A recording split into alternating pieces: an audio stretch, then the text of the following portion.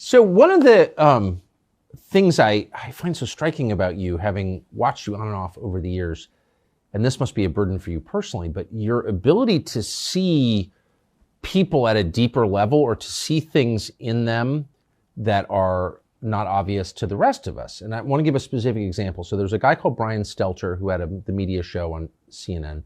I first met Brian Stelter when he was a high school student or a first-year college student because he would hang around the show I worked on at the time at CNN. This was 20 years ago at least. And I always thought he was awkward and weird and probably had a super creepy personal life, but I never took him seriously. There's a pretty famous clip, and I want to play it right now, of you critiquing Brian Stelter, and you take him way more seriously than I ever did, and I think you're right to. So this is a pretty famous clip of you on Brian Stelter. Hell on earth.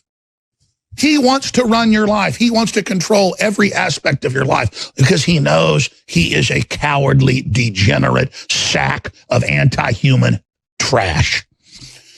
I pledge before my Heavenly Father that I will resist them every way I can. These people are the literal demon spawn of the pit of hell. Look at him. And you know what? He is better than you if you keep letting him run your life. He runs your kids. He runs the schools. He runs the banks. This guy, this spirit, this smiling, leering devil that thinks you can't see what he is your enemy. Period. All the narcissistic devil-worshipping filth. I see you, enemy. I see you, enemy. Enemy. Enemy. You are my enemy. And I swear total resistance to you with everything I've got.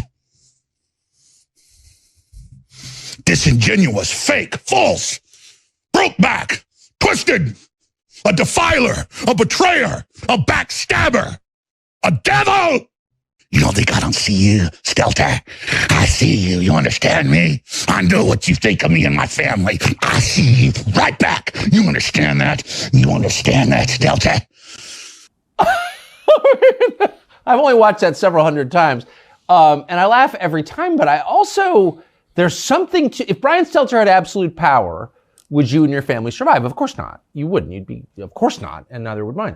So there's a lot that's true about what you said. How did you perceive that? The rest of us just made fun of him. Now, once they started the censorship and deplatforming, remember back then they would deny it. Oh yeah, we're taking people off air, but it's not censorship. Now they admit, no, it's censorship. We're doing this for your own good. So he was really the face of that, and he was working for the head of CNN that was really in charge of it. It later came out. CNN currently is not in charge. They've handed it completely over to the Justice Department to quarterback, as Congress reported a few months ago with the documents. But at the time, Brian Stelter and his mini-me, Oliver Darcy, his Popeye to Congress, were going around calling up and harassing my sponsors, taking sponsors away. And they were going around and organizing big tech to take not just myself, but many other people offline. And so he was destroying our free speech. He was taking our sponsors. But it's crazy. I just want to restate. You are not promoting race hatred. You're against race hatred. You never have promoted that, ever. You're not promoting violence. You've never called for violence. And you've never even called for breaking the law. And so that's why there's so much anger there, because I remember the day I did that and a few other clips that went viral. I showed all the stuff he was doing, but then the media attacked me and just clicked it out of context, but still it reverberated with people because people were sick of the corporate legacy media. So people say, well, why is he so angry? Well, it's because he's literally trying to take us off air, literally taking our sponsors.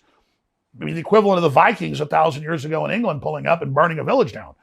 And so there he is, all sweet and liberal and cackling and laughing, but he's really an agent of anti-American totalitarianism. And so he was the front man of that. And I wanted to just simply say, well, you're right. I see you. I know what you're doing. So people see it out of context and think, why are you being so mean to him? Well, I mean, he's literally trying to destroy my free speech, take me off air, and put my family on the street. So I'm pissed off at him. What's interesting is, and I mean, I don't know if you want me to reveal this, but we had dinner in our barn last night and there were some drinks. And after dinner, you and my producer called Stelter on the phone. And what was so, and it was on speaker, so I listened to it. What was so interesting was you've been very clear in a very direct, pretty masculine way, I would say, about how you feel about Brian Stelter. There's not a lot of confusion about your views on Stelter after clips like that, which doubtless he's seen because he Googles himself compulsively. He was very kind of syrupy sweet with you. And that's why I was sarcastic and told him I want to date him. You did, yeah. In fact, the exact line that you had was, Brian, I'm not usually gay, but I want you. Yeah. And he seemed a little bit, I'm not saying he's open to it or whatever, but he wasn't shocked by it. And he's like, give me your phone number. I want to talk to you. Yeah. And then he hit your producer up. Please give me his number right now. Let's that was interesting. But I was being silly with him. But there was also a line. He goes, oh, Alex Jones. I said, I want you to come on my show. And he said, oh, you still got a show? And I went, no, you're the one that doesn't have a show. Sorry, I shouldn't. Tell him the other line. It's so boorish to like recount conversations people weren't witnessing. It was funny though. But you said, you're off TV now, but you were a real star. I mean, not on CNN, but on my show. That was so good. Anyway, but what was interesting was if someone had talked about you that way and then called you late night after a couple drinks, you'd say, up yours, pal. You know what I mean? Like buzz off, or I'm not taking your call. But he kind of sucked up to you. That's a very weird, passive-aggressive posture. Well, I've said a lot of really mean things about him and attacked him. And when I watch the clips out of context, I feel guilty. But he was going around with Oliver Darcy. They would brag on Twitter and literally hitting hundreds of my sponsors.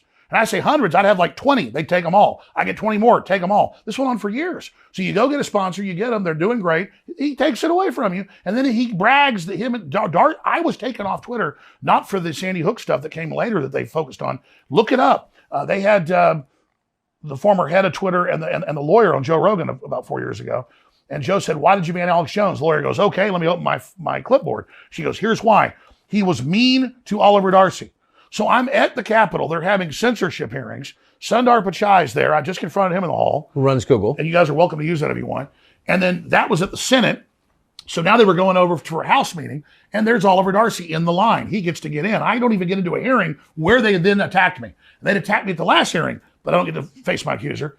And so I get in his face. I don't threaten him, but I say, you are an evil man. You're un-American, coming after my free speech, harassing my sponsors, trying to get me off the internet. And the last place I was on was Twitter.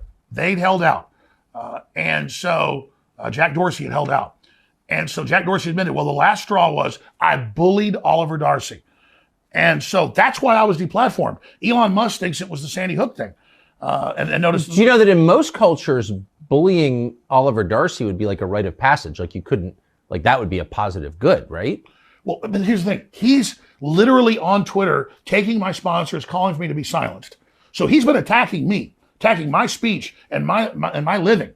And then all I do is shove a camera in his face while he's waiting to go into the hearing for 5 minutes and say, man, you are un-American. You got some evil eyes. And I said, you really look like a piece of slime. I mean, I told him that. And, Fair. And so the point is, he's a man. He's a, quote, journalist in the arena. He goes around harassing people and stalking them financially and their free speech. He'd already bragged that he'd gotten me taken off all this other stuff and that he was instrumental, which he was. And then he can't take me saying, man, you're a jerk. Right. Well, this is the classic posture. Stop hitting me, he says, as he, fires a gun through your windshield. Exactly. They can dish it out, but they can't take it. Younger people say the news is full of lies. In Kennedy's motorcade, 239 people. The death of Jeffrey Epstein.